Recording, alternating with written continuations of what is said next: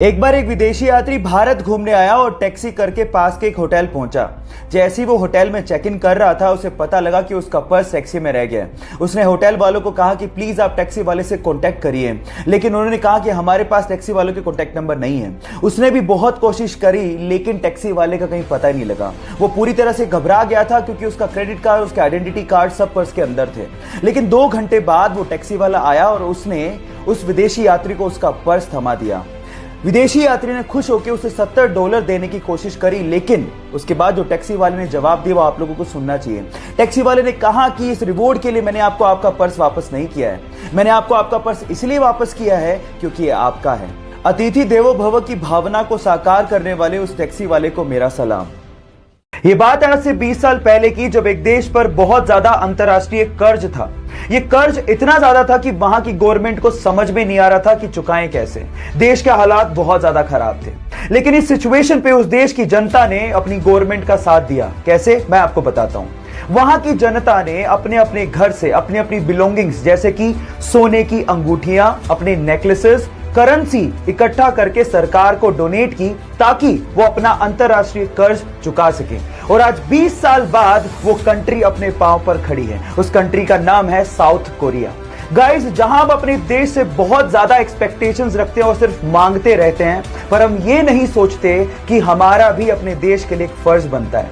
अपने देश के लिए फर्ज को कैसे चुकाया जाता है ये आप साउथ कोरिया के लोगों से सीख सकते हैं।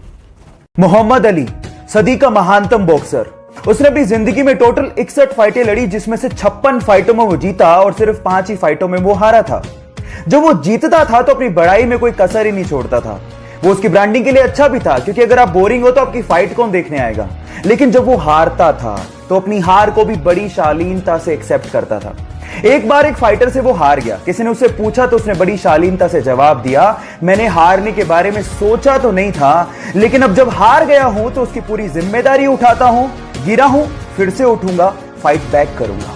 गाइस, याद रखो, चैंपियंस हार के बारे में कभी सोचते नहीं, लेकिन हार का जब सामना हो जाए तो मुंह चुराते नहीं। इसलिए हार से डरो मत, उठो और आगे बढ़ के दिखाओ। रमेश गोपी नाम के एक लड़के को उसके दोस्तों ने अखबार में एक विज्ञापन दिखाया जिसमें लिखा हुआ था कि मुंबई में कुछ एक्टर्स की जरूरत है। वो बंदा कुछ करना चाहता था, इसलिए कुछ पैसे लेके मुंबई चला गया। जिस जगह का एड्रेस दिया था वहां पर पहुंचा तो वहां पर उससे कुछ पैसे भरवा लिए और 7 दिन बाद आने को कहा। जब वो 7 दिन बाद वहां पे पहुंचा तो वहां पे कोई था ही नहीं। उसे मालूम पड़ गया था कि उसके साथ फ्रॉड हो गया है, पर उसने सोचा कि मैं मुंबई से तब तक नहीं जाऊंगा जब तक मैं सक्सेसफुल ना हो जाऊं। उसने वहीं पर ही डांस क्लास खोल के डांस सिखाना शुरू कर दिया और धीरे धीरे करके 3 डांस क्लासेस खोल ली। लेकिन समय तब बदला जब उनके ही ग्रुप ने एक ऑल इंडिया डांस कंपटीशन जीत डाला। उसके बाद तो वो एज अ बैकग्राउंड डांसर्स फिल्मों में काम करने लगा। उसके बाद कोरियोग्राफी शुरू कर दी। जो बंदा हीरो हीरोइन के पीछे as a back dancer dance किया करता था, आज के समय वो बॉलीवुड का सबसे मशहूर कोरियोग्राफर, एक्टर, डायरेक्टर और बहुत सारे डांस रियलिटी शो में एक जज है। Yes guys, I am talking about Remo D'Souza. Virat Kohli जो पानी पीते हैं उसका प्राइस सुन के आपके होश फाख्ता हो जाएंगे। 600 ml की बोतल $37 यानी कि ऑलमोस्ट 2700 रुपए की है। अब आप लोग कहेंगे कि अमीरों को तो ज्यादा पैसा देने की आदत है, या फिर आप कहेंगे कि कंपनी ने तो लूट मचा रखी है, लेकिन ऐसा नहीं है। वो हाइड्रोजन वाटर पीते हैं जिसमें हाइड्रोजन स्पेशली पानी के अंदर इंजेक्ट की जाती है, जिससे नॉर्मल पानी की तुलना में उस पानी में एंटीऑक्सीडेंट प्रॉपर्टीज बढ़ जाती हैं और अगर आप उसे पीते हैं तो आपकी बॉडी ऑटोमेटिकली डिटॉक्स हो जाती है। तो भाई साहब, अगर पैसा ले रहे हैं तो कुछ तो खास बात होगी। वैसे पानी पीना बहुत ज्यादा जरूरी है। आप दिन में कितना पानी पीते हैं चैट सेक्शन में लिखना मत भूलिएगा। वो साल भर से इस रेस के लिए तैयारी कर रहा था, वो जीत का दावेदार भी था, लेकिन जैसे उसने ट्रैक पर दौड़ना शुरू किया थोड़ी देर में ही उसके पैर की मांसपेशियों में खिंचाव आ गया और वो कराते हुए ट्रैक पर ही बैठ गया। वो रेस हार चुका था, लेकिन उसके बाद भी थोड़ी देर में वो खड़ा हुआ और लंगड़ाते हुए अपनी रेस को पूरा करने की कोशिश करने लगा। ये देखकर उसके पापा दौड़ते हुए आए, उसी रेस को पूरा करने के लिए उसकी मदद करने लगे।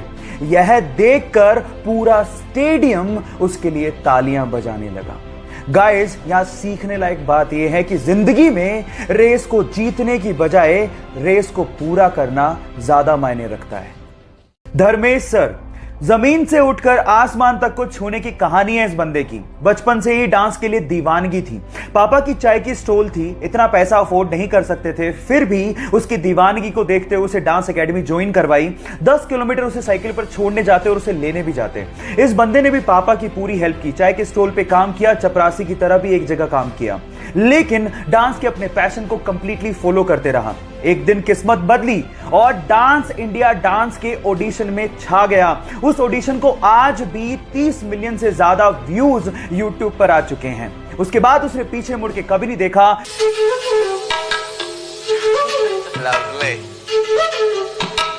और आज धर्मेश सर बहुत ही सक्सेसफुल कोरियोग्राफर, एक्टर और एक डांस रियलिटी शो में जज हैं। अपनी मेहनत और जुनून से कैसे आसमान को छुआ जाता है, ये आप धर्मेश सर से जरूर सीख सकते हैं।